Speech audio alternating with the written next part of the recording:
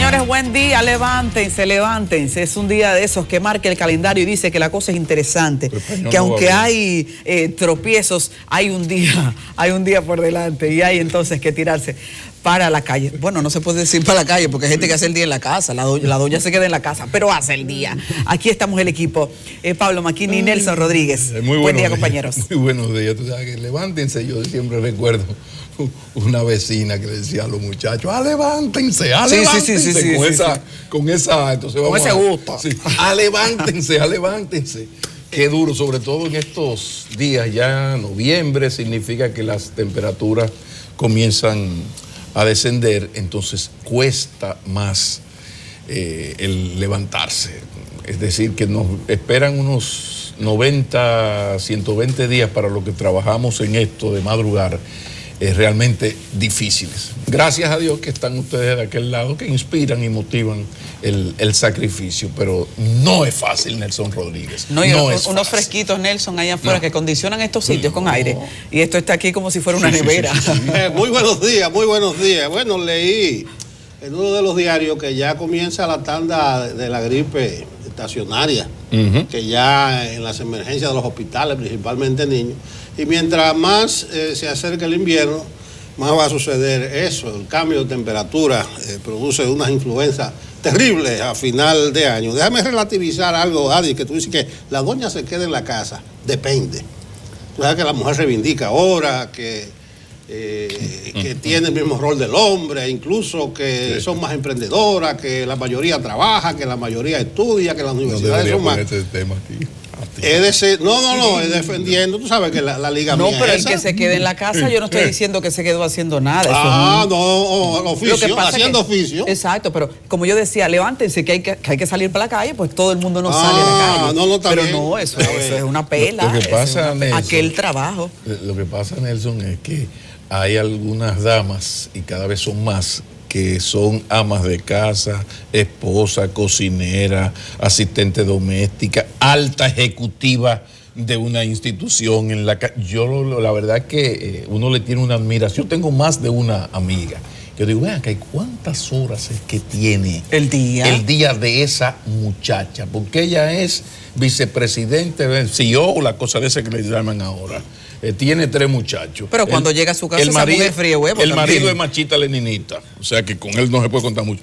Oye, y lo hacen todo. Por eso yo siempre he dicho, la mujer, la mujer es un ser de detalles, un ser superior. Sí, de detalles. Y aunque ahora ya es muy común tener ayuda en casa, una mujer nunca se desliga de los asuntos,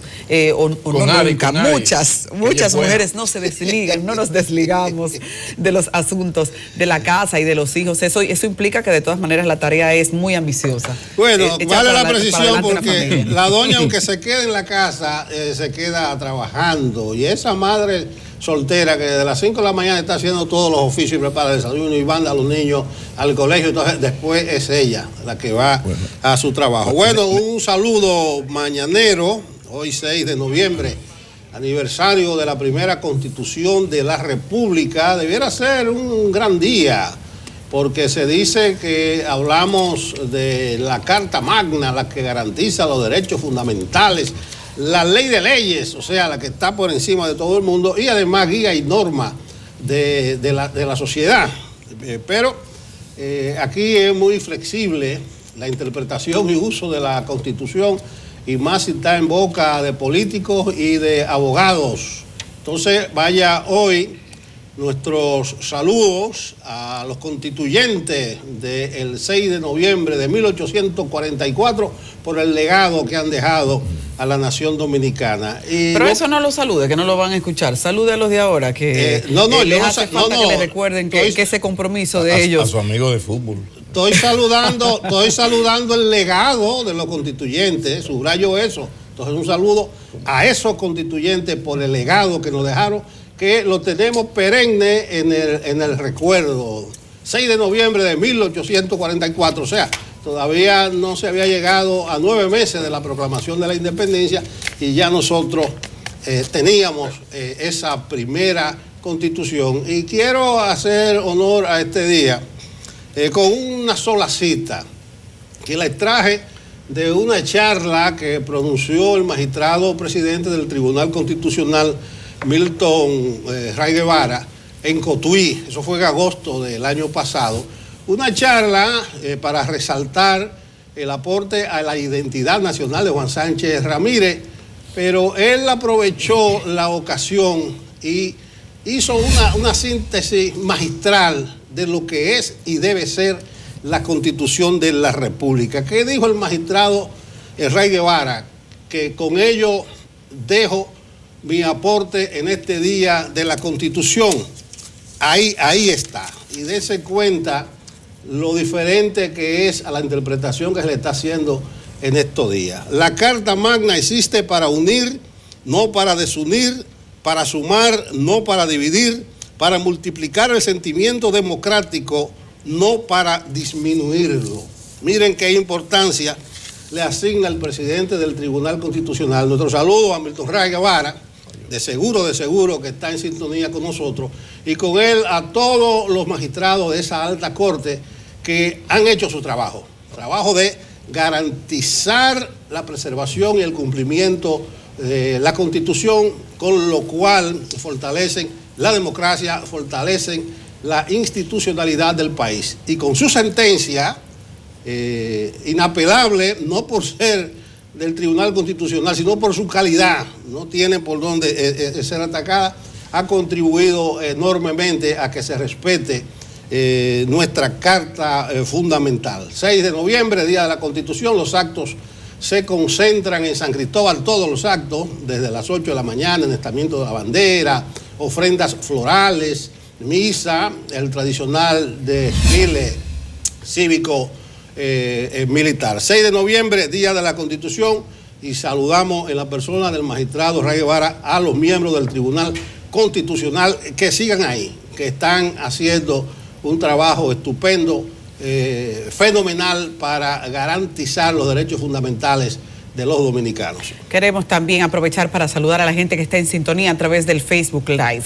Puede moverse usted y continuar igualmente con nosotros a través de toda la plataforma tecnológica de CDN, y una de ellas es el Facebook Live. También a la gente que está a través de la página y la transmisión en vivo. Bueno, aquí saluditos especiales de paso para González Moronta, Mercedes Ventura, Daneuri Rafael Báez, Miriam de los Santos, Manuel Enrique Olivero, Alessandra Tavares, también Federico, que ha compartido el stream, Roquito, Franklin Espinal y los que se han sumado, aunque no han dicho sus nombres ahí. Un aprecio especial, buenos días. Qué bueno, pero yo estaba dejando a Nelson que se vaya adelante, porque yo digo, ven acá, y él va a hablar de la Constitución, del Tribunal Constitucional, y no va a mencionar a su canchanchan del fútbol de los sábados. Yo lo estaba dejando, porque yo estaba, aquí esperando para rescatar el buen nombre de Milton Ray Guevara, que el doctor Ray Guevara y ese equipo ha hecho un gran trabajo. Posiblemente es lo mejor que camina en el país en lo que tiene que ver con la Constitución de la República, porque qué manera tenemos los dominicanos de honrar la Constitución, la Carta Magna, el gran contrato social de los dominicanos. Qué mal, porque lo primero es que no la cumplimos, pero ni la cumplimos ni la modificamos para cumplirla. La inmensa mayoría de las modificaciones que se han hecho es para beneficio de un líder que se quiere repostular. Es la historia de la Constitución, pero hay cosas peores. Yo pienso que ayer Elías Acosta hablaba de que sí, de que hay una parte de la Constitución que debe ser aspiracional, pero yo pensaba sí, pero no tanto. O sea, la parte fundamental tiene que ser que sea un documento que exprese ese acuerdo al que llega una sociedad para vivir en la civilización y evitar la barbarie, porque se crean las constituciones, entre otras muchas cosas, para vivir en paz. Son las reglas de juego. 3 trae, usted se ponchó. Entonces, la Constitución del béisbol, si usted da un fly y la segunda base lo aparó, es out. Usted puede ser hijo de Jesucristo, pero es out. Entonces, los países, las sociedades se dan la Constitución como eso, como ese gran acuerdo. Y en el caso nuestro, la pobrecita, ella sufre tanto porque ella va por un lado y el país va por el otro. Fíjense que pasan cosas que... Lo que pasó con el Colegio de Abogados. O sea, en el día de la Constitución, nosotros tenemos unos señores que en el peor de los casos estuvieron 5 años en una universidad. La mayoría tiene maestría, o sea que tienen 7 años de estudios de grado y de posgrado. Y sentan a pescozones, a sillazos, y como si fueran niños malcriados, como no están de acuerdo, ellos desbaratan un local que muy posiblemente el propio Estado, irresponsablemente, con los cuartos de los ciudadanos, se lo va a amueblar. Anótenlo por ahí. Mañana o dentro de un año, el gobierno que está o el que venga, en un acto magnánimo de solidaridad hacia la clase de los abogados, les va a recomponer ese local. Así es que se celebra aquí el Día de la Constitución. Pero aquí tenemos un señor narcotraficante que hacía vida social y ya hasta el yate del señor aparece, pero solo. O sea, el sistema de administración de justicia, con énfasis en el Ministerio Público, ha desarrollado un nuevo concepto que yo llamo el cinismo jurídico. Cinismo jurídico. O sea, te hablan de las leyes, pero César, el abusador, bueno, usted lo saludaba donde quiera, una persona de vida pública, para no hablar de Agosto Figueroa, que uno lo veía cada rato en Sofía. Normal. Pero aquí hay algo más. Aquí, como va Odebrecht, Juan Pablo Duarte, Francisco Alberto Camaño de John y Juan Bosch van a ser los 3 condenados por el caso Odebrecht. Lo pueden anotar. Ese es este país. Con la Constitución y nuestras leyes.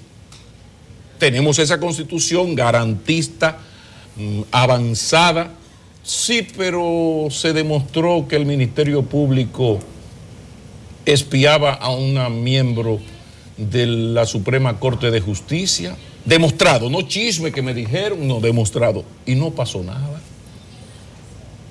Aquí estamos llegando ya al caso donde se está grabando a todo el que es más o menos importante en la oposición para en su momentum pasárselo a un programa y para que los medios lo divulguen, y no pasa nada. Y eso sí es fácil aquí, porque aquí sí nos conocemos. Así, o sea, el Día de la Constitución llega aquí con estos relajos, para no hablar de que aquí tú agarras un gran delincuente, por ejemplo, un gran narcotraficante, lo condenas a 20 años o está en el proceso de ser condenado, y el tigre, para no decir el carajo, viene y te monta una oficina de actos delictivos dentro de la misma cárcel del viejo sistema penitenciario. Pero resulta que el gobierno no ha tenido el dinero, porque el pobrecito no le da el presupuesto para hacer lo que tenga que hacer para evitar que un señor delincuente, cuando es condenado o está preso por un tiempo prudente, convierta su celda en una oficina. Para no hablar del que le llevan las muchachas para el Santo Fornicio, pero ese por lo menos no le está haciendo, está faltando la ley, pero bueno, está en el Santo Fornicio, qué sé yo, ¿no? Hacer el amor es un mandato divino. Entonces está muy mal, está incorrecto, pero no le está haciendo daño a nadie. Entonces usted agarra y comienza a buscar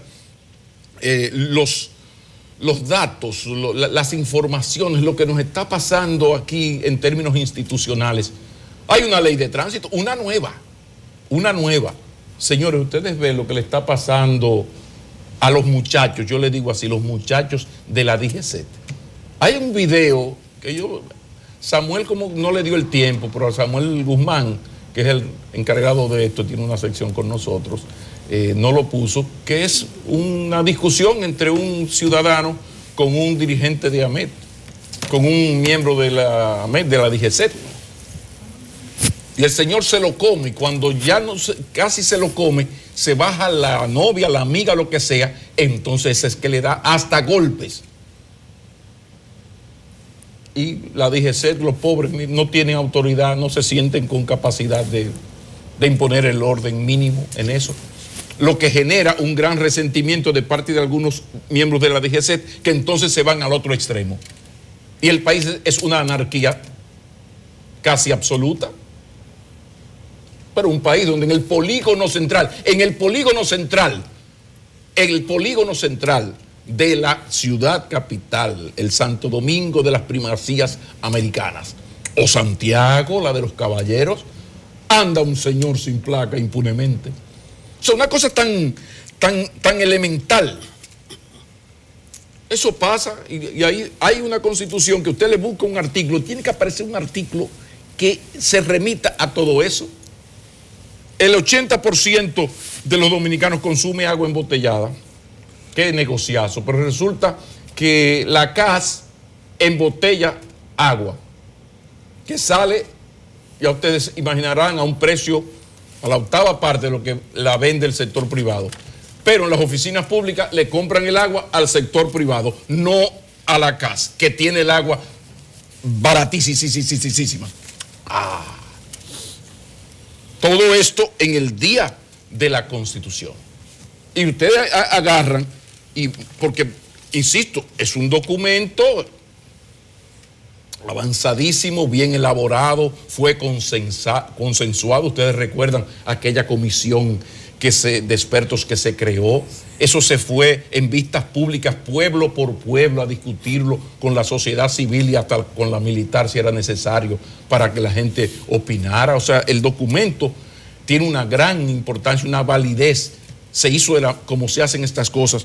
Pero usted agarra y busca derechos civiles y políticos, derecho a la vida, derecho al libre desarrollo de la personalidad, con lo que eso significa, la libertad de asociación, derechos de la familia, derecho a la educación. Usted sigue, y hay unos poemas borgianos aquí.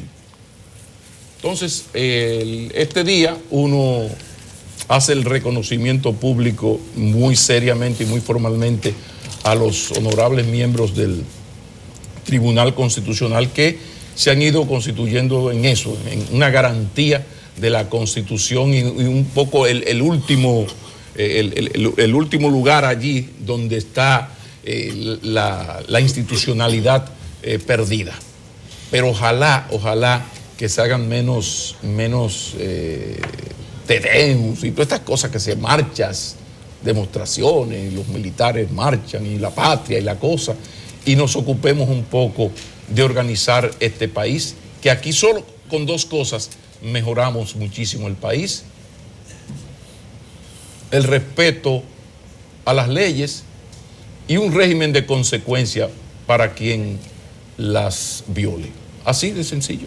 Y claro, voluntad política para todo eso. Pero, como siempre digo, citando a Voltaire, es que los pueblos, como los hombres, solo aprenden sufriendo.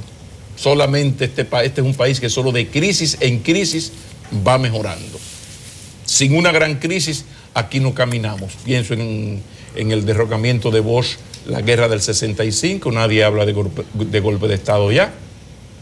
Pienso en los 12 años, yo pienso en todo lo que nos ha ido ocurriendo, esa crisis económica del 89, 90, 91, que fue la que permitió, si no se hubiese hecho aquella modificación en la parte tributaria, aquella reforma fiscal que se hizo y que hizo que provocó que el país arrancara, que por eso Balaguer le dijo a Lionel: te dejo el avión en el aire, mira a ver lo que tú vas a hacer. Pero después de eso, para no hablar de los avances que tuvimos cuando estuvimos al borde de una guerra civil en el año 94, cuando también a Peña le robaron las elecciones. Sin esa crisis, estábamos a punto de entrarnos a tiros aquí. No hubiese sido posible los avances. Y así vamos. Pero yo quería, en el Día de la Constitución, presentar estos lamentos para que no nos engañemos. Porque es verdad que crecemos como China, somos los matatanes del sector turismo, del crecimiento económico y de la María Santísima, pero no vamos bien.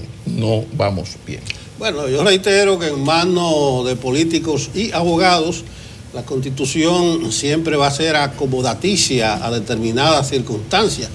Los dos episodios más recientes en los cuales ha estado bamboleando la Constitución: el debate sobre la repostulación de Danilo y ahora sobre la posibilidad de si Lionel puede ser candidato o no. Ustedes ven que políticos y abogados le hacen interpretaciones acomodaticias a la Constitución. Entonces, esa herramienta fundamental, la Carta Magna, no puede ser tan laxa, no puede ser tan flexible tan acomodaticia a cada circunstancia, pero los abogados y los políticos le buscan la vuelta casi siempre por intereses particulares o coyunturales, por causas espurias. Por ahí está nuestra Constitución, algún día será valorada tal cual se lo merece. Dos cosas: se reunió el comité político del PLD ayer, le dio su premio de consolación a las mujeres, llenó 19 secretarías vacantes y en ellas nombró a 9 mujeres, incluyendo la vicepresidenta Cedeño de Fernández, en la Secretaría de Educación.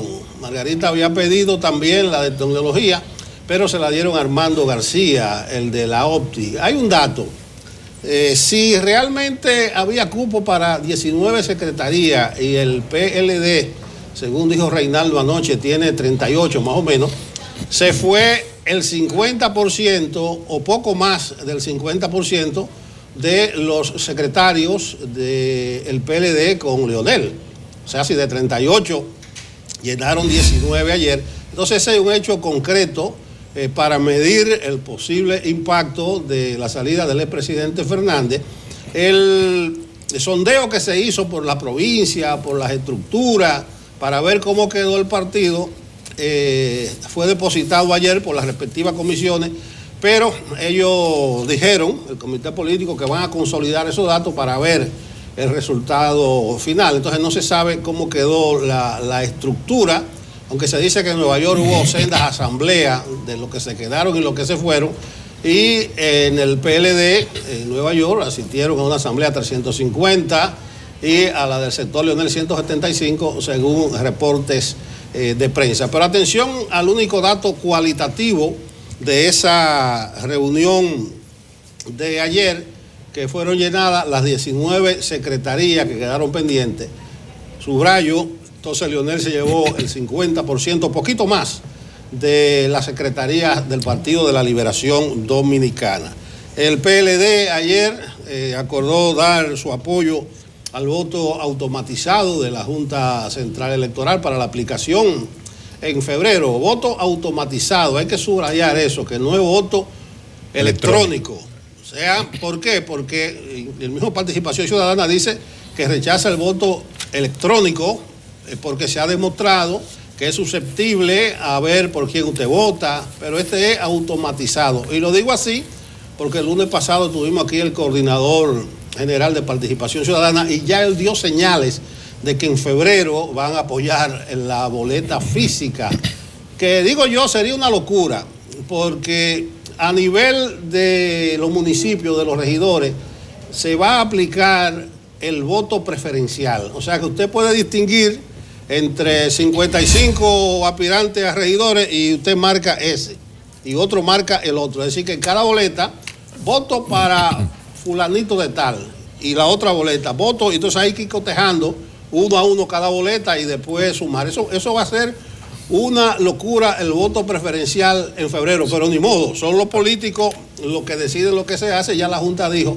que si no hay unanimidad total, se va por la boleta física, un evidente retroceso. El otro dato es que Paliza, presidente del PRM, prometió dar ayer, informar sobre las alianzas y coaliciones, pero probablemente falten algunos amarres, porque no dijo nada nuevo, sino que se están barajando las posibilidades con Alianza País, el partido de Guillermo Moreno, subrayen eso, y Juntos Podemos, o sea, el grupo del GIS, de la Fuerza Nacional Progresista, que está apoyando a Leonel. Lo otro, que a Abinader lo apoya en el Partido Humanista, Dominicano por el Cambio, el Frente Amplio, ya eso es historia vieja.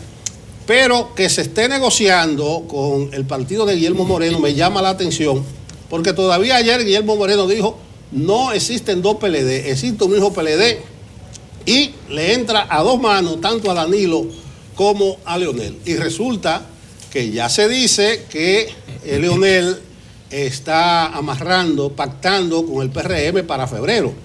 Entonces, si Guillermo Moreno pacta con el PRM para febrero, de carambola estaría pactando con Leonel, no solo por aquello de las matemáticas, de que dos cantidades iguales a una tercera, son iguales entre sí, etcétera, etcétera, sino porque, aunque sea diferenciada, o sea que el apoyo a Leonel es en Sánchez Ramírez y a Guillermo Moreno en Moca, realmente se está vendiendo como parte de una alianza total. Quisiera la aclaración de Alianza País de Guillermo Moreno, porque eso que dijo Paliza ayer es nuevo, de que se esté negociando con Alianza País, conjuntamente con Juntos Podemos para febrero. Esos fueron los dos acontecimientos más importantes del día de ayer, unido a un grupo de prestigiosos abogados que está defendiendo la posibilidad de que Leonel sea el candidato. Por eso le digo, hay varios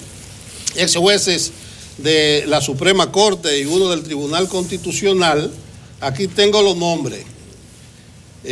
Rafael Luciano Pichardo, ex de la Suprema. Pedro Romero Confesor, profesor Romero Confesor de larga data. Y José Hernández Machado. Ellos dicen que sí, que Leonel puede ser candidato porque ninguna ley puede aumentar las condiciones de elegibilidad establecido en la Constitución. Y ellos dicen que la ley de partido, en el artículo ya consabido, 49.4, y la ley de régimen electoral de 134, lo que están poniendo son condiciones a lo que dice la Constitución. Miren los nombres, ahí también está un ex juez del Tribunal Constitucional, Yotin Curi Hijo. Entonces, la Constitución resiste todas esas interpretaciones, pero lo nuevo respecto a la candidatura de Leonel, y recuerden que yo dije ayer que Leonel no está atacando en la Junta la ley de partido y la ley de régimen electoral, sino que está en la Constitución defendiendo que ella dice que él puede ser candidato. Pero ¿dónde está el meollo en todo esto? Es en la frase que yo acabo de pronunciar de que los hombres como los pueblos y también viceversa aprenden sufriendo, es decir que las experiencias enseñan, y aquí se está dando algo en la lucha política contra el PLD, y es que la realidad política ha ido enseñando a los dirigentes de oposición que sin un gran frente opositor no tienen nada que buscar. Si tú buscas a un Guillermo Moreno ha tenido una posición sumamente responsable en las últimas 3 elecciones, de ir solo, muy valiente, y ese 2 punto algo que ha sacado vale millones, porque es un 2% desde el trabajo, sin recursos. Ahora, ¿qué le parece que le ha enseñado la realidad, la realpolitik a Guillermo Moreno?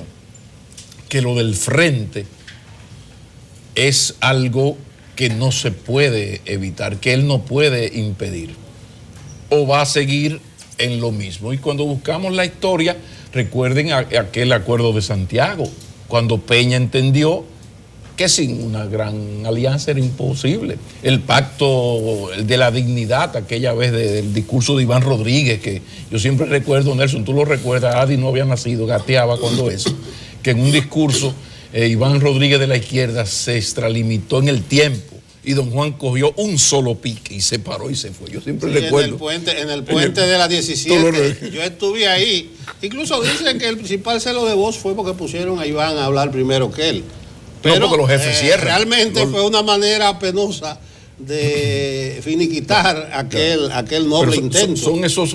Eran esas cosas de don Juan. Pero a donde quiero llevar el comentario es que la forma en que se ha manejado el PLD, ganando, volviendo a ganar de la manera que sea necesario, pero ganando, y proclamado por la Junta Central Electoral que ganó sus elecciones, y en las últimas ocasiones, y en la última en especial, pero muchísimo a poquito, porque cuando usted gana por 1.200.000 votos de ventaja, aún las irregularidades, todas estas perversiones que hay en nuestra cultura política, usted ganó.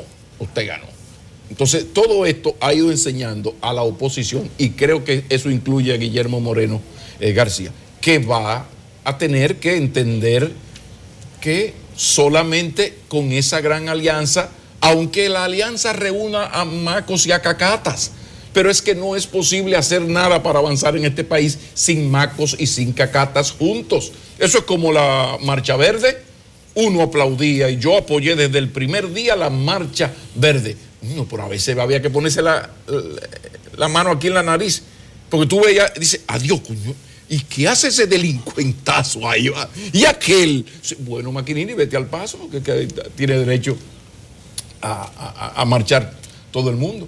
Entonces, Guillermo Moreno ha entendido, y fíjense que las cosas van por ahí, y los trabajos que ha hecho la coalición que dirige Juan Bolívar Díaz Santana, fíjate que van en torno a lograr convencer al país no PLDista de que tienen que ponerse de acuerdo, si no, no van a ganar las elecciones. Por último, ya una pregunta, señores, ¿y qué de la auditoría forense? Porque aquí se denunció un fraude a partir de unos algoritmos y una manipulación del código fuente, y se anunció una auditoría forense que es la que permitiría decir qué pasó, cómo pasó y sobre todo lo importante, hacer las recomendaciones para que no pase. Porque esta posición de la Junta de que tiene que ser a unanimidad, lo que estáis diciendo, vámonos a contar papelitos. ¿Por qué? Bueno, por un asunto de coherencia. El partido de Leonel Fernández no puede salir ahora sin una auditoría forense que le demuestre lo contrario, que yo no la veo y ya estamos en noviembre. Él no puede salir ahora, sí, está bien, vamos con el voto automatizado. Entonces, eso de la unanimidad, la verdad que hay que cogerlo con pinza. Ahora, lo que es innegable es que la situación no puede ser peor, porque hay un problema de credibilidad y de sospecha que la observación electoral de participación ciudadana vino ya a ponerle nombres, apellidos, datos, y ese informe final es un documento fundamental, y en especial el párrafo donde considera que las elecciones primarias fueron ilegítimas. Es decir, que la situación político-electoral del país no podía estar más enmarañada, para no hablar de un PLD partido por la mitad que ahora se está tirando a matar y tiene armas para tirarse a matar, porque los PLDistas, los dos, los que están y los que se fueron, tienen demasiados cadáveres debajo de la alfombra de la historia. Bueno, el tiempo dirá si se hará la auditoría. Debe hacerse, pero yo he sostenido aquí que eso va a pasar a un segundo plano, porque se ha ido diluyendo. Con Nelson, un saludo a Nelson aquí. Sí, no solamente, ahora sí, ya llegaron. Ahora sí. El tiempo y la coyuntura están diciendo cosas muy distintas, y yo creo que tenemos diferencias sustanciales, Pablo, con el informe de participación ciudadana. Sí, claro. Yo le sugería a Jairomi Castro, el coordinador general, que tal vez debieron buscar otra persona que la redactara, porque tiene muchas contradicciones. Pero dice, hay dudas sobre la candidatura de Gonzalo. Y yo le digo, pero no salió en las mismas elecciones Abinader. Dice, no, porque fue mucho a poco. Ya, tal vez el fraude fue más grande ahí. Pero bien, dejemos participación ciudadana. Yo quiero terminar por lo que tú dices de Guillermo Moreno y de Alianza País. Es como tú dices, para llegar al poder y para sacar al PLD del poder hay que propiciar todas las alianzas. Pero es que Guillermo Moreno está diciendo, y cito al periódico Hoy de la Fecha, que hay que sacar a las dos facciones del PLD. Entonces, mire qué dice Guillermo de Leonel Fernández.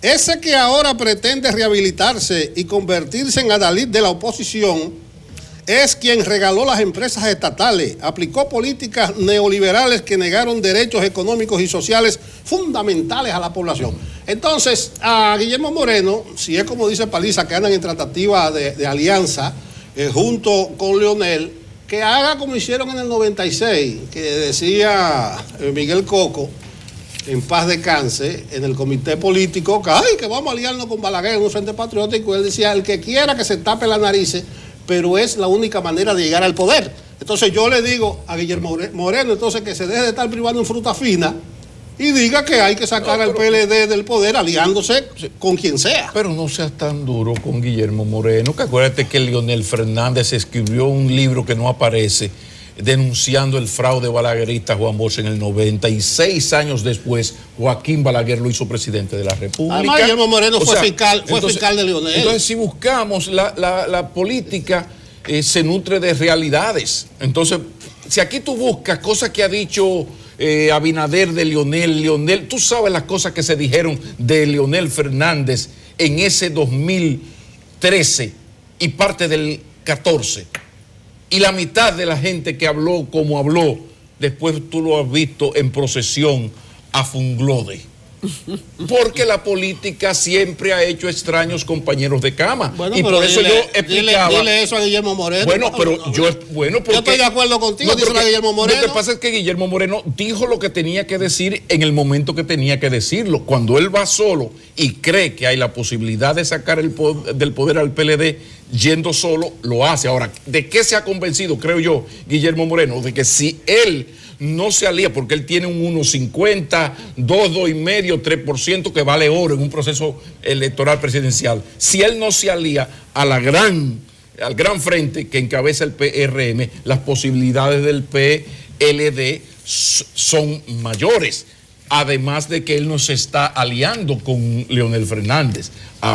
Se habla de qué ocurrirá según el resultado de la primera vuelta. No, pero para febrero, Paliza dijo ayer que está en conversaciones con Juntos Podemos y con Alianza País. Es decir, que va a haber un bloque opositor que le van a dar ¿cuánta candidatura a Leonel? Se habla de 20. Eso es mucho, mi hermano. Pero lo van a hacer.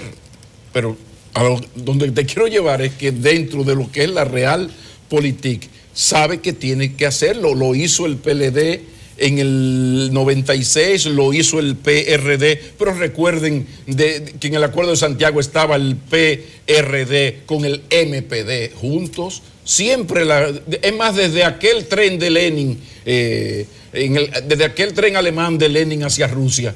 Pablo, pero que estamos de acuerdo. Tú me estás no, yo sé que estamos de acuerdo. Incluso que me está maltratando en el Acuerdo de Santiago estaba Wessing. Estaba el PQD, el golpista Wessing, y estaba el MPD, y estaba el PRD. Lo que yo le digo a Guillermo Moreno, entonces, estate quieto, no diga que tú no te juntas con ninguno de los dos PLD, cuando Paliza dice que tú estás negociando junto con la gente peor todavía, está con Fuerza Nacional Progresista, los sectores más conservadores de la sociedad. Entonces, Guillermo, tranquilo. Nelson, Pablo, ¿cuántos temas alrededor de la Constitución? Constitucionalizar un país es un desafío demasiado grande. A partir de que se creó aquí el Tribunal Constitucional ha comenzado la tarea, pero todavía no estamos convencidos de que el rango de respeto que necesita la Constitución en esta sociedad se ha alcanzado. Hay muchísimos temas, ustedes adelantaban algunos antes en el debate, pero en la entrevista principal hoy, por eso vamos a hablar de la Constitución y todos esos derivados, problemas que nos están mortificando como sociedad. Para eso, nuestro hermano, buen amigo y también constitucionalista para estos asuntos, Valentín Medrano, está con nosotros. Luego de esta pausa no se pierda lo que viene. En el 175 aniversario de nuestra primera Constitución no podría faltar uno de nuestros invitados especiales, que convenimos en que no es invitado, sino parte del elenco, porque siempre nos acompaña para ayudarnos a interpretar los problemas que tienen que ver con la Constitución, con las leyes. Valentín Medrano con nosotros este 6 de noviembre. Muy buenos días. Para mí es un honor, don Nelson, estar aquí. Ciertamente no me siento ser un invitado y así me lo hacen sentir todos los miembros de este staff. Ya don Pablo hizo bembitas a favor mío, hizo huelga, encendió neumáticos y qué decir también de nuestra santiaguera importada, la tenemos aquí. Le agradezco mucho el trato, la deferencia y esta oportunidad de estar aquí en un año más de festejar un acontecimiento histórico de macro importancia para cualquier sociedad, el nacimiento de la Constitución Dominicana, ese 6 de noviembre del año 1844, pocos días después de habernos dado el lujo también de producir el acontecimiento histórico de emancipación, la independencia pronunciada por los libertarios de la República Dominicana. Esto debe ser de júbilo, de fiesta. La gente debe ser educada con respecto a lo que es una constitución, porque en la medida en que conoce lo que es una constitución, entonces se siente representado, se siente ser parte de algo importante, y es importante que nosotros tengamos esa conciencia clara de lo que son los derechos y deberes vertidos en esa Carta Superior. Bueno, en los tiempos de estudiantes de uno, en la primaria, en la secundaria, en la cartilla de moral y cívica, se le enseñaba que la Constitución es la Carta Magna, la ley fundamental, la ley de leyes.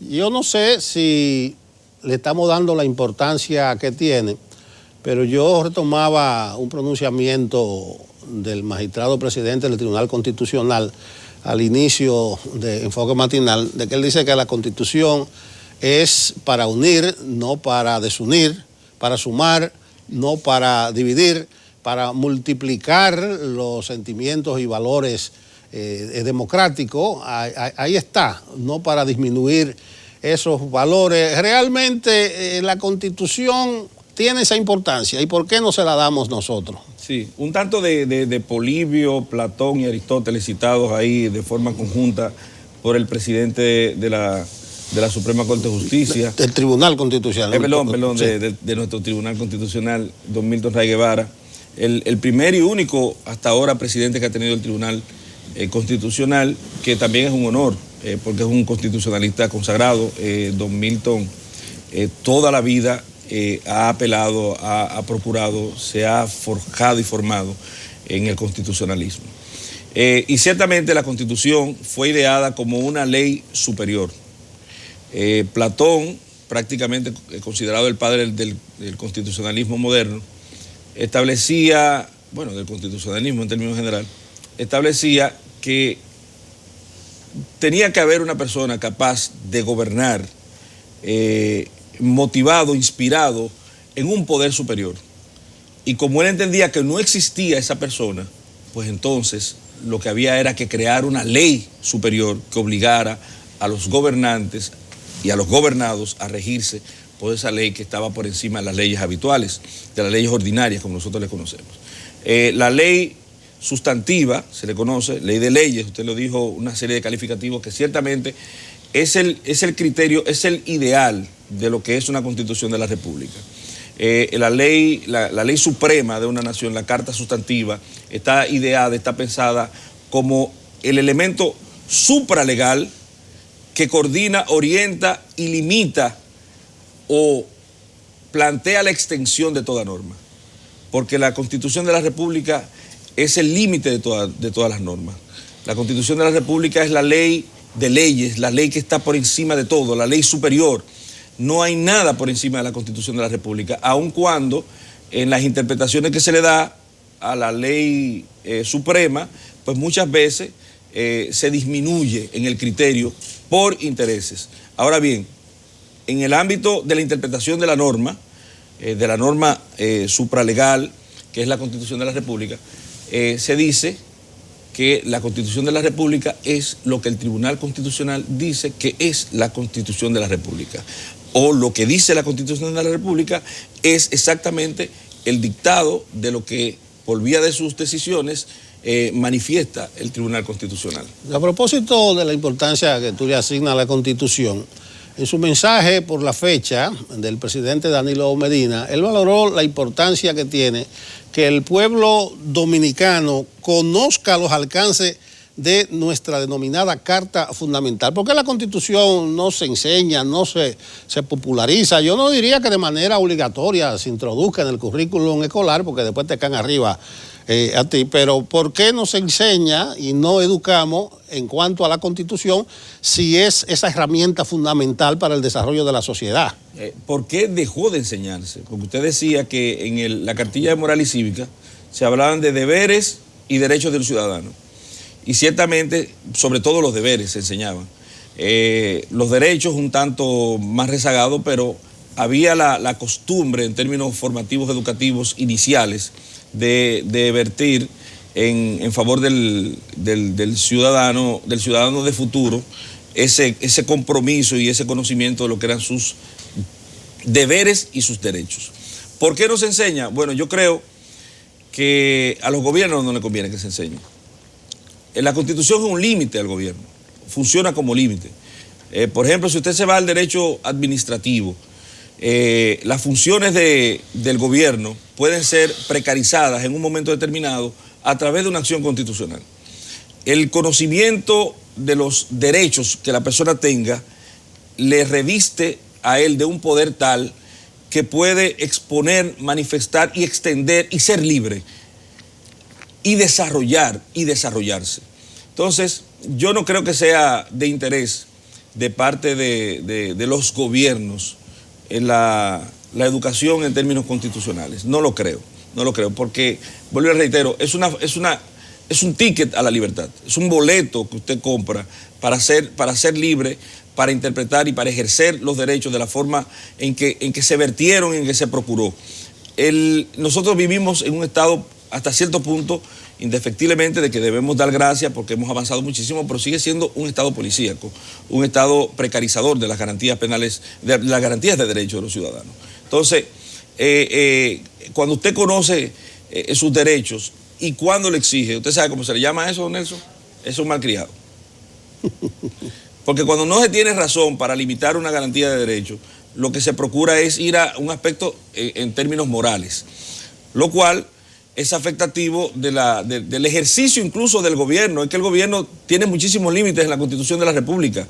De hecho, justamente el surgimiento de la Constitución era para ir por encima del soberano. Recuérdense cómo nosotros iniciamos, cómo se crearon las naciones. Se crean a raíz o en favor de una persona que terminaba siendo el soberano porque era el más fuerte, porque era el que más poderío tenía, pero no necesariamente tenía las mayores inteligencias, tenía las condiciones físicas, pero no necesariamente las mayores inteligencias. Entonces, la ley que es el mejor, para mí, la mejor de todas las invenciones del ser humano, viene a poner límite y a poner las cosas en orden y a crear de forma invisible, como actúa la ley, a crear muros de contención. Lo que ocurre justamente cuando usted conoce sus derechos, la mayoría de esos muros de contención que no se basan en la ley, pues usted los rompe. Valentín, vamos a entrar a un tema de actualidad, de interpretación de la Constitución, y es el asunto de si los derechos fundamentales que están por encima de cualquier ley tienen primacía. Y te lo digo a propósito del debate actual de si el expresidente Leonel Fernández puede ser candidato o no, porque tiene unos impedimentos expresos en la ley de partidos, artículo 149, numeral 4, y en la ley del régimen electoral, artículo 134, y además en uno de los puntos, creo que el 10, del reglamento que para la ocasión, para la aplicabilidad, se dio la Junta Central Electoral. Pero se ha dicho que ninguna ley, ningún reglamento está por encima de la Constitución y que en este caso lo que vale es lo que dice la Constitución. Incluso en el día de hoy la prensa reseña un documento de prestigiosos jueces de la Suprema, Rafael Luciano Pichardo, Pedro Romero Confesor y José Hernández Machado, así como el ex juez del Tribunal Constitucional, Yotin Curi, hijo. ¿Qué dicen ellos? En esencia, dicen muchas cosas, pero la esencia es lo siguiente, que yo quiero que tú nos ayudes a interpretar. Dicen esos ex jueces: el legislador no puede regular o aumentar las condiciones de elegibilidad establecida por la Constitución para los cargos de senador, diputado, presidente y vicepresidente de la República. Entonces, la discusión está. Yo pensaba que los derechos fundamentales se regulan por ley. Incluso la Constitución del 10 todavía tiene más de 100 leyes y reglamentos pendientes. Entonces, ¿qué es lo que vale? ¿Lo que dice la Constitución o la interpretación que dan las leyes? Porque yo hago un símil un poquito populachero de que parece que Papeleta mató a Menudo, y Papeleta es la Constitución y el Menudo son las leyes de partido y la orgánica del régimen electoral. La esencia de esta discusión, ¿cómo tú la interpretas? Mire, uno podría irse al ámbito histórico de lo que fueron las participaciones de esos honorables ciudadanos en la vida pública, cómo llegaron a ser lo que fueron. Esa es la pregunta que usted tiene que hacerse. Por ejemplo, cómo el magistrado, con el debido respeto, Pedro Romero Confesor, llegó a ser miembro de la Suprema Corte de Justicia. No, yo lo sé, era un enclave fundamental del reformismo y de Joaquín Balaguer. Sigue. ¿Cómo llegó el magistrado Luciano Pichardo y a qué grupo respondía? ¿Cómo llegó el magistrado Yotin Curi al Tribunal Constitucional y a qué intereses políticos respondía? Eso le va a dar a usted un histórico de las razones fundamentales que ideológicamente motivan el resultado final, que es ese pronunciamiento. Ahora bien, hablemos nosotros sin partidarismo. O sea, yo no soy miembro de ningún partido político. Hablemos nosotros de derecho. Tiene vocación de ser presentado, nominado a la presidencia de la República el expresidente Fernández, de conformidad con el actual andamiaje jurídico de la República Dominicana. No. Y eso de decir, por ejemplo, que los derechos fundamentales tienen una característica de vamos a decirlo así, de que no pueden ser objetables, no pueden ser regulables, que no pueden ser limitados. Eso es, la misma Constitución lo responde en el artículo 74, numeral 2. Solo por ley, en los casos que la Constitución lo establezca, los derechos fundamentales pueden ser regulados. Ahora bien, el mejor ejemplo de eso es el derecho fundamental a la vida. No sin antes decirle, don Nelson, que de conformidad con lo que establecen los españoles en su visión estructural de la conformación de la Constitución de la República y su interpretación, que fue la base fundamentacional, por así decirlo, inspirada, la base donde se inspiró la República Dominicana para producir la Constitución actual del año 2010, donde vinieron muchísimos especialistas españoles a compartir con nosotros y a peripiar, vamos a decir, trazando el periplo de lo que nosotros debíamos constituir como Estado-Nación constitucional. ¿Qué ocurre? Bueno, que ellos tienen una cartilla de derechos fundamentales que está vertida ahí y dice, bueno, todo lo que es derecho fundamental está aquí. Lo que está fuera de aquí son derechos constitucionales, pero no son fundamentales.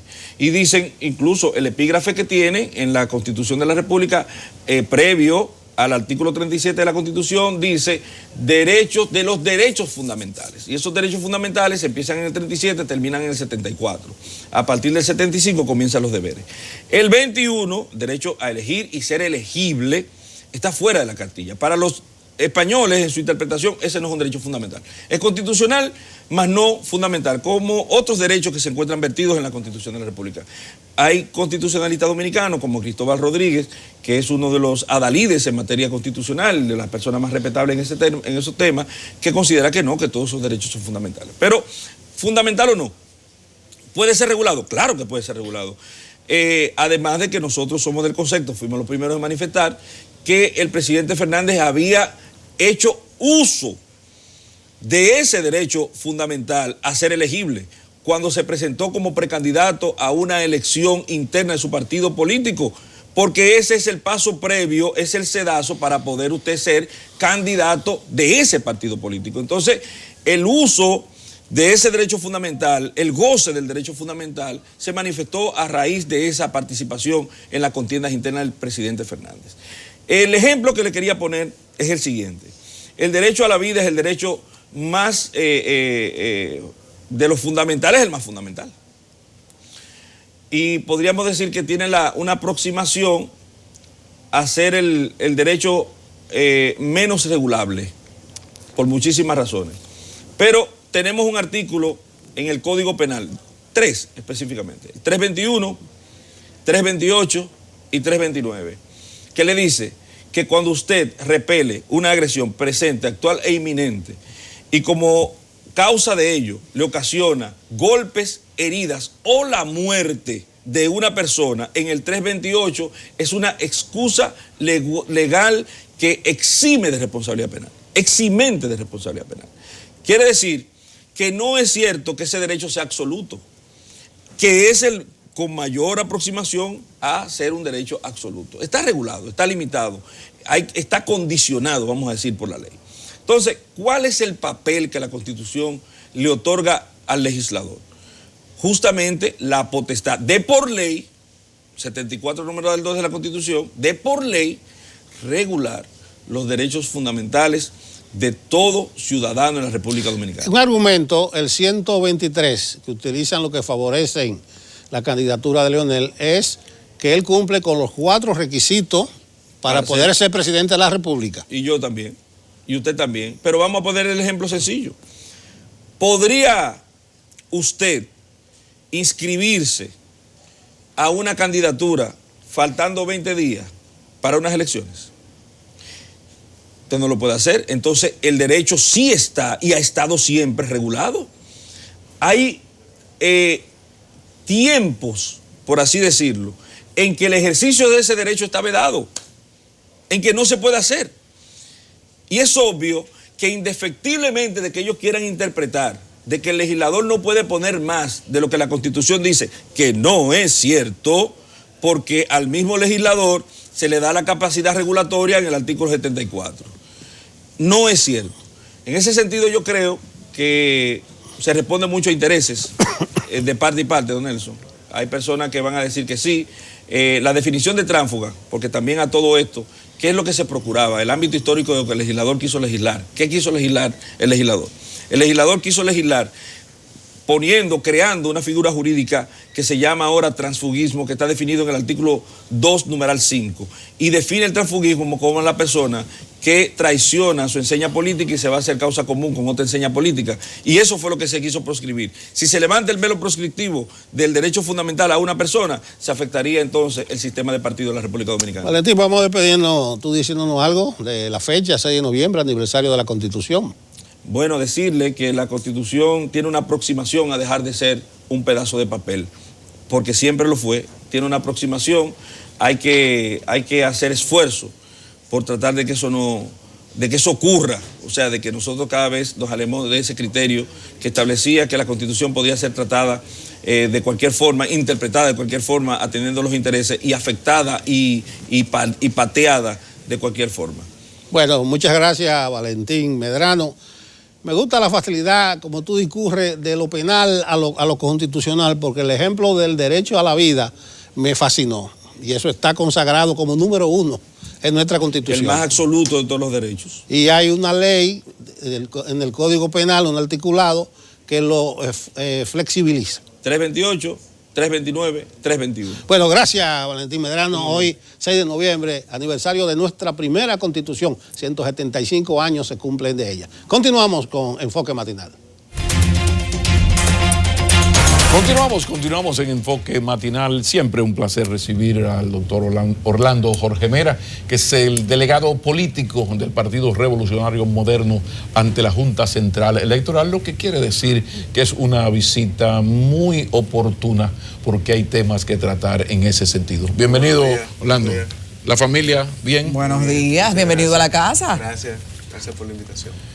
¿Qué se puede decir, qué nos puede decir Orlando Jorge Mera de este nuevo escenario que el surgimiento de la fuerza del pueblo ha creado? De repente el ajedrez cambió. ¿Qué nos puedes decir? Bueno, yo te puedo decir que eso lo que perfila es muy claramente que el Partido Revolucionario Moderno está en el carril de adentro hacia ser no solamente la opción de poder, sino estoy seguro que va a ser el partido que va a ganar las elecciones en el año 2020, en mayo de 2020, y plantea un escenario de recuperación del Congreso Nacional y de algunos ayuntamientos, pero fundamentalmente el Congreso Nacional, que como se sabe, el Senado de la República ha estado siempre en estos últimos 20 años con una mayoría del Partido de la Liberación Dominicana. Hoy estamos trabajando para lograr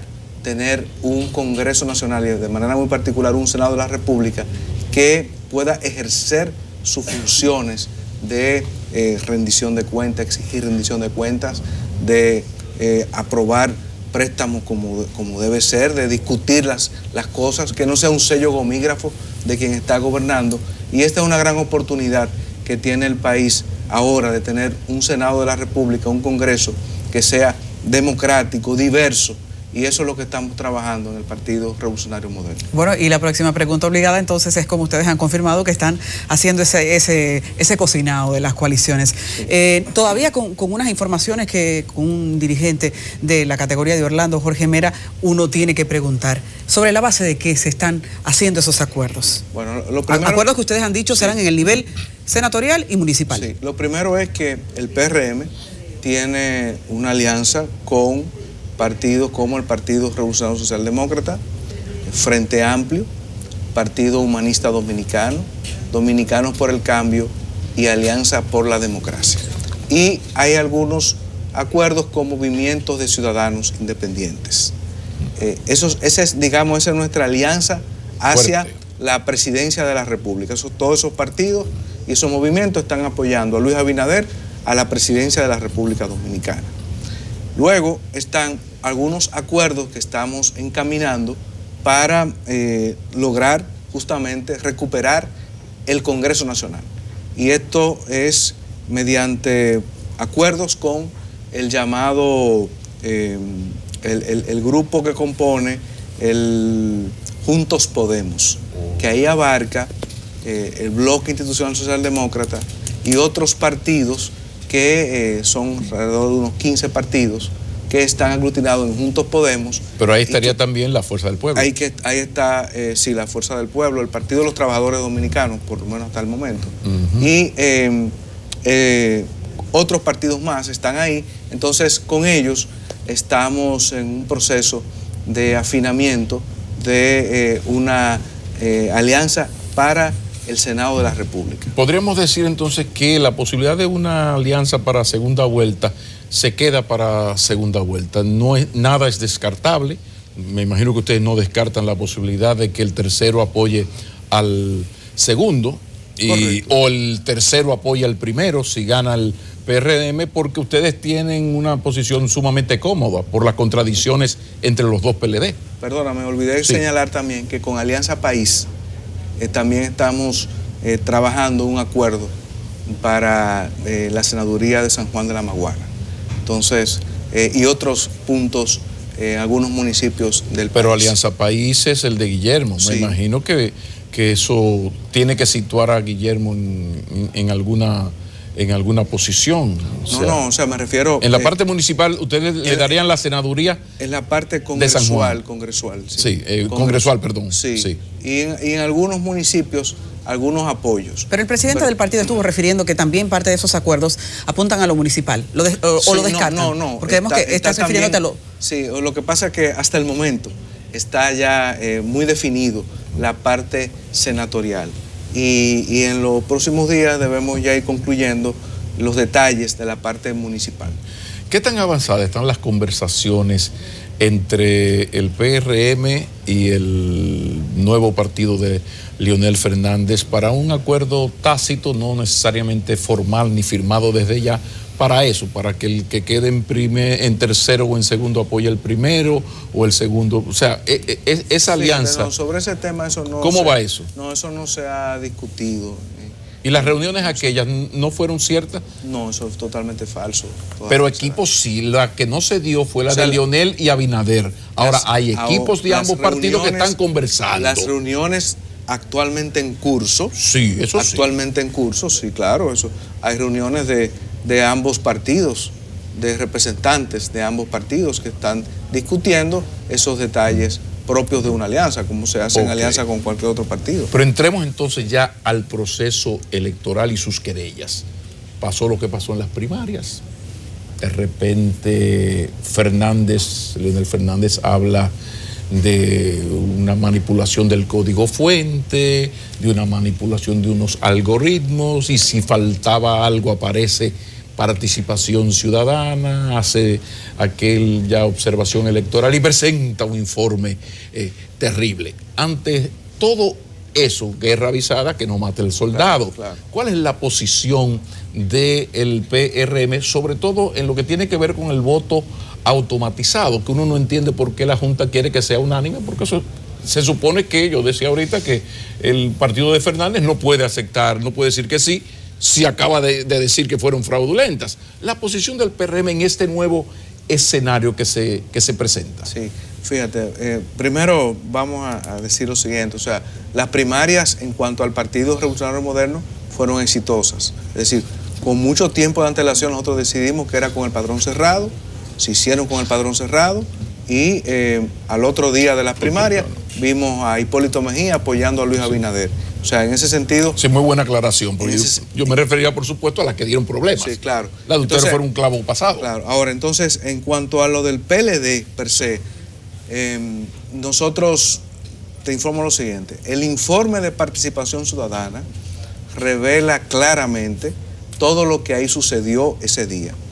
Uso de los recursos del Estado, compra de cédulas, compra de votos, y esos son temas que nosotros estamos trabajando para que cuando la Junta Central Electoral nos convoque para fines de evaluar los procesos que vienen por delante y el sistema que utilizaremos por delante, nosotros vamos a llevar una serie de puntos que entendemos que tienen que estar claros y precisos de cara a estas elecciones, que tenemos elecciones en febrero y elecciones en mayo. Por ejemplo, un tema que es de vital importancia para nosotros tiene que ver con lo que se conoce como el fiscal electoral, pero que en realidad lo que establece la ley electoral es un procurador general adjunto encargado de asuntos electorales. Pero lo nombra el Ministerio Público, sí, pero, estudiando cualquiera pasa. Sí, pero entonces debo decirte... Ajá. ¿Qué se puede hacer ahí? No, que nosotros entendemos que la Procuraduría General de la República debe auspiciar, y nosotros estamos en ese sentido con todo nuestro mejor ánimo de colaborar, para que con la Junta Central Electoral y el Tribunal Superior Electoral se logre y se firme un acuerdo para que, ya sea que los fiscales en las provincias puedan tener la facultad de poder ejercer las actuaciones que tienen que ver con los temas electorales y que podamos entonces movernos hacia la aplicación e implementación de la ley electoral, porque esos son temas. La compra de votos, la compra de cédula, que está sancionado por ley, tiene que colocar la autoridad en una posición y situación de poder tú llevar y decir, mira, aquí en este sitio están comprando cédula, y llevar tú a la persona al procurador o al asistente del procurador para que pueda resolverse. Por ejemplo, déjame decirte un ejemplo. En México, ¿sabes qué hace en México? En México, cada recinto electoral tiene un ayudante del fiscal. Ahí, cuando sucede cualquier cosa, van donde esa persona y ahí queda resuelto el asunto. Entonces, tenemos que mirarnos hacia allá. Entonces, fíjate, en las primarias yo he podido comprobar que hubo lo que en México se llama, con los 70 años del PRI de México, se llama el cuadre de caja. El cuadre de caja. Desarrolla bien. El cuadre de caja, que era básicamente en algunos municipios de aquel México, pero eso puede ser acá, en algunos municipios muy identificados previamente, se decía, bueno, ya llegó el momento de cuadrar la caja para asegurar el triunfo del entonces PRI. Eso mismo se hizo acá, pero no con el voto automatizado, sino con la compra de cédulas y con la compra de votos. Y nosotros tenemos evidencias de que eso se hizo. Entonces, lo bueno que sucedió es que se ha desnudado el sistema electoral dominicano, se desnudó ahí las falencias y las debilidades. Entonces tenemos que trabajar para evitar que eso vuelva a repetir. Precisamente el hecho de que el PLD se haya dividido, entonces tú sabes que ahora los dos PLD tienen sus cadáveres comunes debajo de sus alfombras y no hay peor cuña que la del propio palo. Por consiguiente, el PRM va a manejar información clasificada de las estrategias electorales marrulleras que hacen los partidos gubernamentales, todos los que han sido partido gubernamental en este país. Lo único que con los años se va perfeccionando la vagabundería. Pero en esta ocasión es interesante lo que acabas de decir. Es que lo tenemos todo aquí. Claro. Y tenemos la evidencia, el procedimiento, claro, el modelo y algo mejor. Tenemos aquí la ley. Falta una cosa, que ahí entran ustedes. Claro. La voluntad política. ¿De qué manera la oposición le va a decir a la Santa Junta Central Electoral, esto no se puede repetir? Si aquí no se resuelve A, B, C, D, E, que mejor no haya elecciones. No, pero es que... ¿Cómo ustedes van a hacer eso? Primero, yo estoy convencido de que la Junta Central Electoral tiene el interés y la voluntad de celebrar eventos democráticos y transparentes. Y para ello tenemos esta primera etapa que vivimos, en donde fueron unas primarias internas que arrojaron toda la miseria y la pobreza. Pero tú validas el comportamiento de la Junta Central Electoral en las primarias del PLD.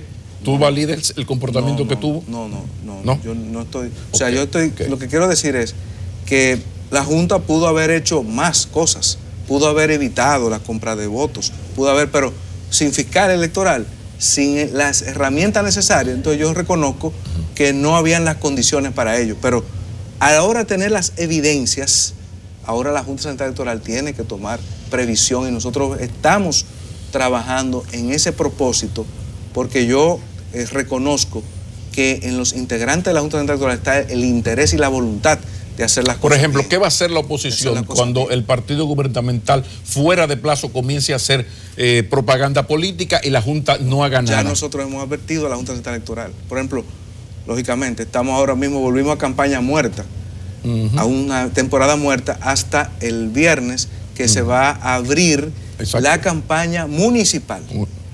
Quiero advertirlo, campaña municipal. ¿Eso significa que los que pueden promoverse son los candidatos a alcaldes, a regidores, y en enero se abre la campaña presidencial y congresual.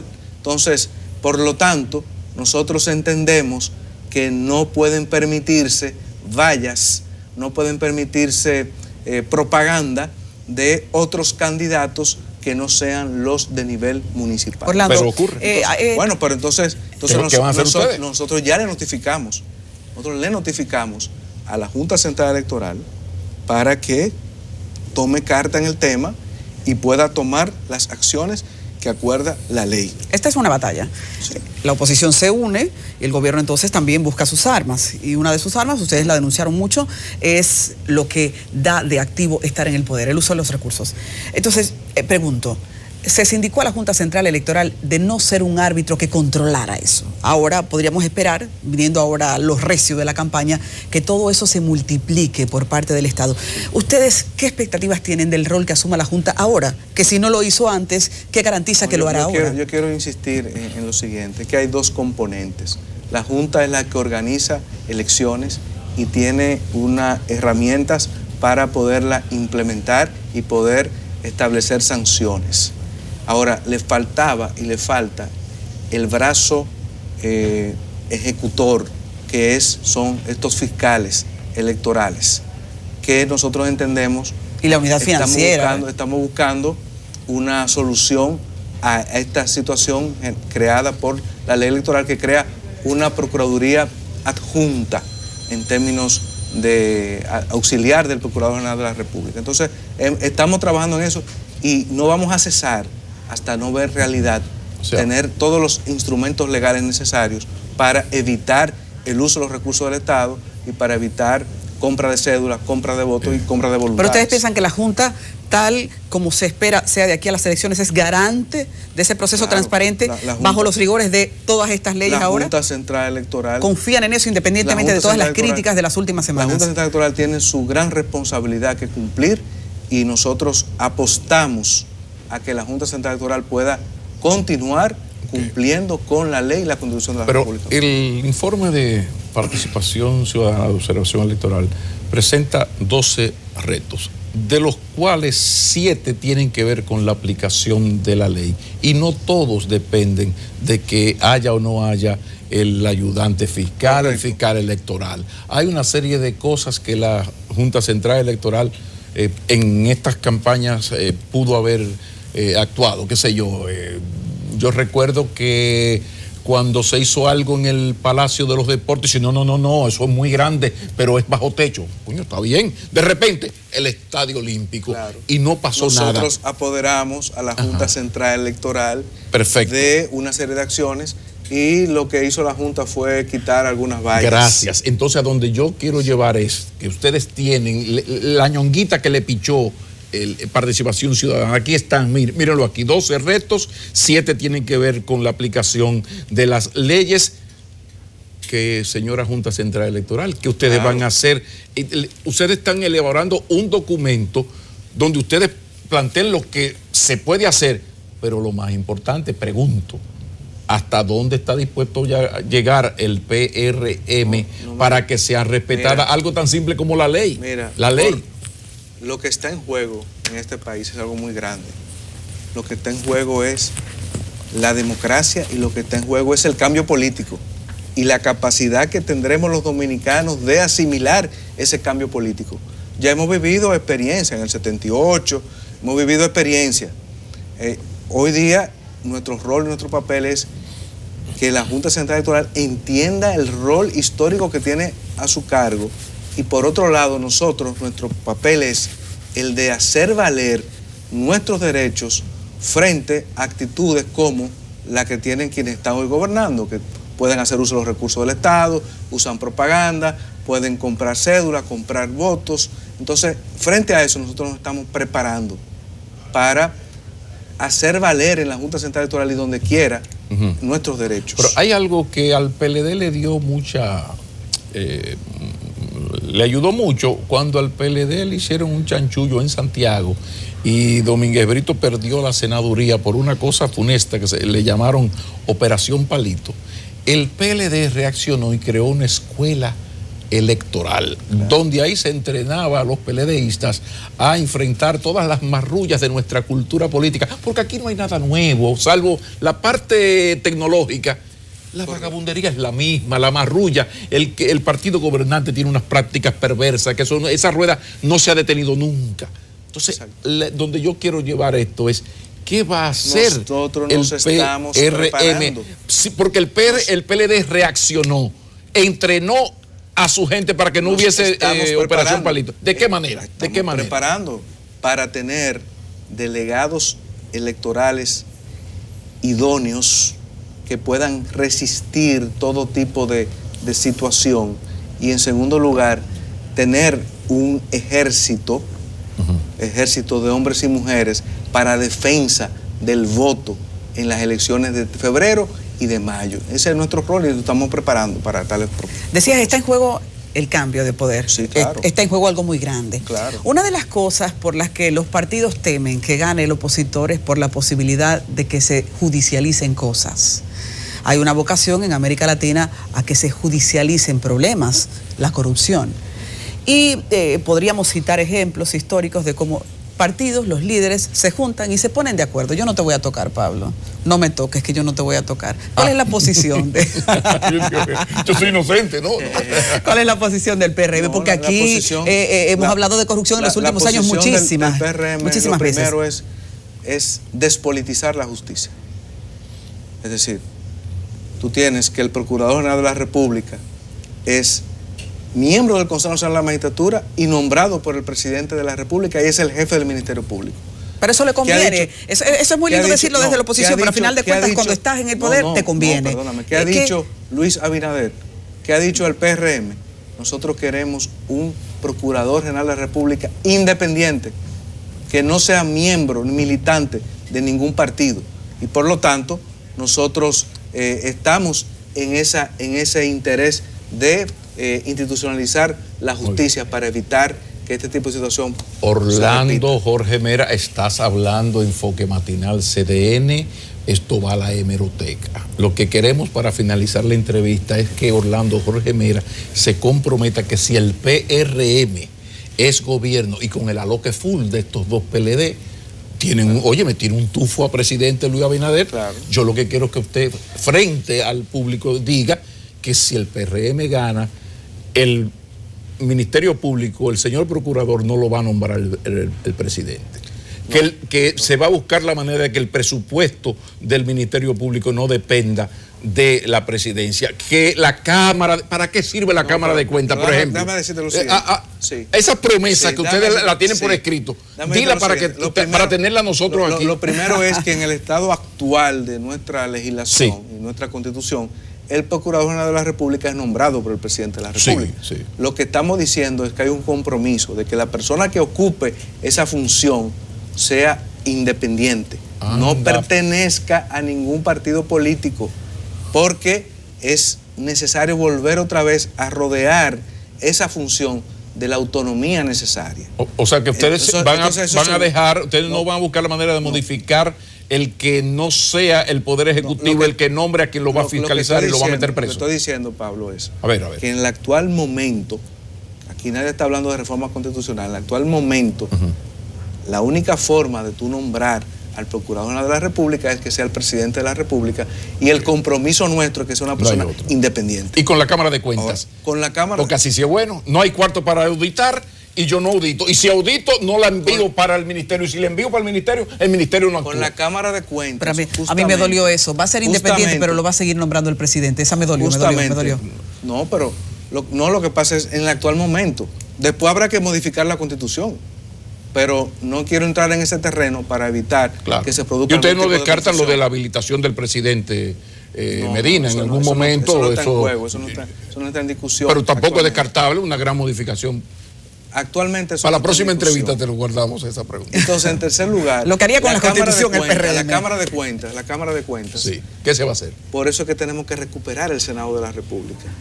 Porque con recuperación del Senado de la República nombraremos a jueces de la Cámara de Cuentas, miembros de la Cámara de Cuentas, que no respondan a intereses políticos y que sean justamente independientes para hacer el rol que le corresponde. Y que no se olvide algo fundamental. Que no sean sellos gomígrafos. Lo dice en el campo, que paga manda. Entonces hay que buscar la independencia en los presupuestos. Correcto. Todo un placer. El delegado político del Partido Revolucionario Moderno ante la Junta Central Electoral, Orlando Jorge Mera.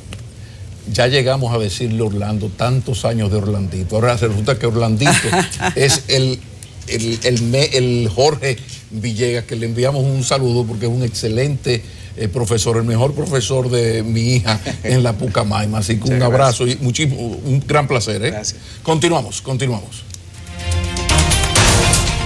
En la actualidad de este día no puede faltar el calendario de los actos por el Día de la Constitución. Saben ustedes que a propósito de eso se convierte en el Centro de Operaciones San Cristóbal, donde tenemos ya a nuestro reportero Rafael Lara. Está en vivo para más información. Lara, buenos días. A los amigos de la prensa, por favor. Saludos, buenos días. Así es, nosotros nos encontramos en este momento en la provincia de San Cristóbal, el municipio cabecera, específicamente en el monumento a los constituyentes, donde se conmemora en el día de hoy el 175 aniversario de la firma de la Constitución Dominicana. Y vamos a pasar a escuchar las palabras del alcalde Nelson Guillén a propósito de que en el día de hoy están reunidas todas las autoridades, tanto la Comisión Nacional, la Comisión Permanente de Efemérides Patrias, así como también el ministro de Interior y Policía, José Ramón Fadul. Vamos a escuchar las palabras en este acto del alcalde Nelson Guillén. De Efemérides Patrias, a los representantes del Ministerio de Defensa, integrantes de las distintas instituciones que lo conforman, autoridades judiciales, civiles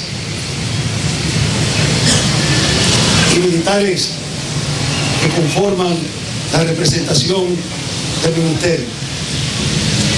Señores miembros del Consejo de Ediles del Ayuntamiento Municipal de San Cristóbal, nosotros queremos expresar nuestro más profundo agradecimiento y satisfacción por la presencia de ustedes en este acto, porque con la presencia de ustedes y de las instituciones que representan, estamos colocando en su justa dimensión este acto con el que recordamos la firma de nuestra primera Constitución.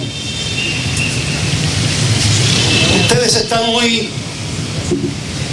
en visita. Bien, ahí escucharon ustedes las palabras del alcalde del municipio de San Cristóbal, Nelson Guillén, dentro de las actividades programadas para la celebración del 175 aniversario de la firma de la Constitución. Está a las 9 de la mañana un Te Deum en la iglesia Nuestra Señora de la Consolación, así como también ya para finalizar a las 10 de la mañana un desfile cívico-militar en la avenida Constitución.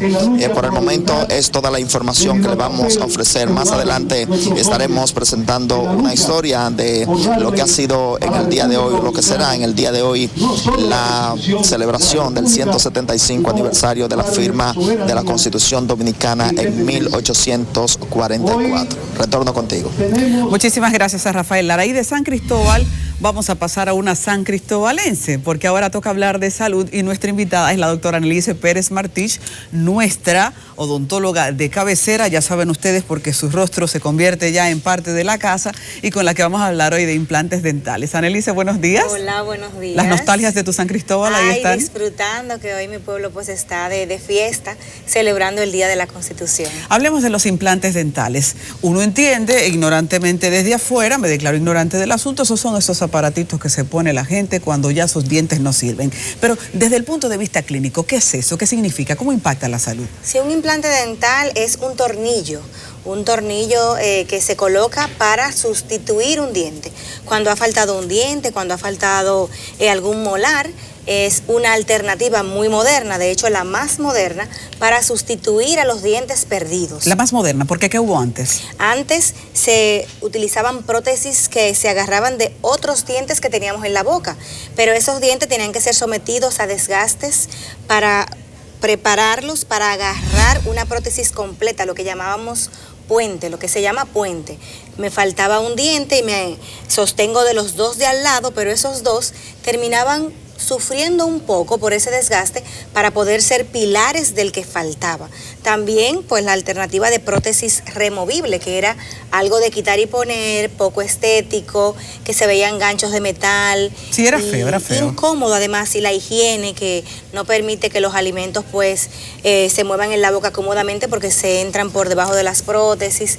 Entonces los implantes vinieron para dar una mejor solución a esto, para que tengamos algo que simule totalmente a un diente natural, porque el implante funciona así, como un diente natural. ¿Cualquier paciente aplica o hay requisitos para un implante? Lo primero es la salud integral de la persona, porque un implante es una prótesis que va a ser colocada en el hueso y debe ser aceptada por tu cuerpo. Si eres una persona que tienes diabetes, que tienes osteoporosis, que tienes alguna alteración del metabolismo óseo, eso puede aumentar el riesgo de que rechaces el implante. Por eso la primera condición... ¿Qué manifestación hay cuando se produce un rechazo? El implante se sale de la boca, se sale del hueso donde se coloca, empieza a moverse o crea una zona de infección alrededor para poder sacarlo. ¿Y qué porcentaje de los pacientes que se someten a un implante lo rechazan? Muy pocos, porque ya antes de colocarlo pues decidimos si eres o no candidata, y si no eres candidata pues hay que buscar otro tipo de alternativa protésica. Entonces, como se hace un estudio previo, ya menos de un 1 o 2% de rechazo, porque realmente se hacen muchas pruebas y sobre todo se hace una tomografía, porque otro requisito, aparte de la salud, es que tengas un hueso sano, un hueso con un grosor, una altura adecuada. Cuando se pierde un diente, el hueso de la boca se gasta. Y en el momento que vamos a poner un implante necesitamos que haya hueso. Entonces, ese estudio tomográfico... El hueso siempre tiene que ser natural. Natural, o puede injertarse hueso, pero ya ahí estamos en dos procedimientos donde primero hay que poner el hueso si es mucho lo que falta y luego esperar un tiempo para poner el implante. Si es un poquito de pérdida ósea, en el mismo momento de colocar el implante se ayuda con hueso biocompatible, bovino, hueso humano, que se injerta en conjunto con el implante para aumentar la estabilidad. Antes era motivo de mucho estigma tener implantes, porque, bueno, no se llamaban implantes, o sea, le llamaban caja, le llamaban de muchísimas formas. Que era el tipo de prótesis tradicional. Exacto, ese es el término, prótesis. Hoy día, ¿en algún momento se vale quitar el diente natural para un implante? ¿En qué casos? No, si el diente está sano, no hay razón. No, hablaríamos de un diente enfermo, pero antes se optaba por eso, un diente dañado. ¿Cuándo se vale que se retire para poner un implante? Cuando ya no hay soluciones para ese diente, pero la odontología ha avanzado tanto que tenemos muchísimas formas de poder reparar un diente. Cuando un diente ya hoy día en odontología decidimos sacarlo de la boca, es porque está muy, muy deteriorado. porque hasta en casos extremos podemos hacerle sobre la raíz del diente, lo que quede sano del diente, podemos hacer una reconstrucción de una corona y lograr que no pierdas totalmente el diente. Pero eso suena muy interesante. Annelise, ¿y de qué están hechos los implantes? Los implantes vienen hechos de metales. El principal y el mejor es el de níquel titanio, porque es un implante biocompatible, así como cualquier otra prótesis que se coloca en el cuerpo. Es un metal que tiene una alta biocompatibilidad, o sea, una alta probabilidad de que tu cuerpo lo acepte y funcione como algo propio de él. Pero hay otros que también se hacen de acero inoxidable y aunque funcionen en muchos casos, este tipo de metal no tiene tanta compatibilidad y por eso son los menos usados. Para finalizar, hablemos de cuáles son los avances que ahora mismo tiene la ciencia en materia de los implantes. Bueno, los implantes anteriormente, si no tenías hueso sano no se colocaba, pero hoy en día si hay un hueso sano, aunque no esté en el lugar específico donde va el diente, se puede colocar un implante y se hacen unas barras para luego de donde se pudo colocar la base del implante, llevar el diente a posición. O sea, ya no hay limitante de que si en el mismo espacio justo yo no tengo el hueso sano para ubicar los dientes, yo puedo ubicar algunos implantes en zonas lejanas y unirlos con una barra para reposicionar una prótesis fija que no tengas que quitarte. También hay unas guías quirúrgicas tomográficas para colocar los implantes, o sea, colocar el implante guiado, que ya sabemos exactamente dónde va a caer. Es como cuando operan con láser, o cuando operan, antes operaban sin esas alternativas de ver exactamente por dónde iban. Ahora tenemos en la ciencia médica unas camaritas que van mirando cómo va entrando los instrumentos. Y en odontología es igual. Es un mecanismo de ubicar previamente en la tomografía dónde va el implante y con una guía exacta que no hay error de posición se coloca el implante. Annelise Pérez Martich. Annelise, te están esperando en la carrera de comunicación porque tú también puedes perfectamente aspirar a comunicadora. Bueno, mujer amo asertiva. mi carrera, amo mi mujer carrera. asertiva. Gracias por hablarnos hoy en esta orientación que siempre viene bien porque la salud bucal ya dejó de ser secundaria y se convirtió en una prioridad. Así es. A ustedes también por la sintonía que nos dan y por prestarnos esa atención hoy. Hay mucho más en la programación. Así que quede con CDN. Buenos días.